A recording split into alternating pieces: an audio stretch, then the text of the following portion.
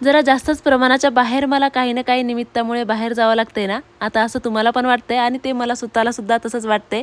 कारण की मग ते यूट्यूब रिलेटेड कुठले कामं असतील किंवा मग मला काही नातेवाईकाच्या तर कुठे जायचं असेल. आता सध्याच बघा मी आज एका दिवसामध्ये 2 कामं केलेत. आज सकाळी गावाकडे गेले होते, म्हणजे सासरी गेलेले आणि नंतर सायंकाळी 5ला तिकडून आले आणि तिकडून आले लगेच मग येताच ना काही शॉपिंग करायची होती. प्रिया आणि प्रक्षितासाठी कपडे घ्यायचे होते.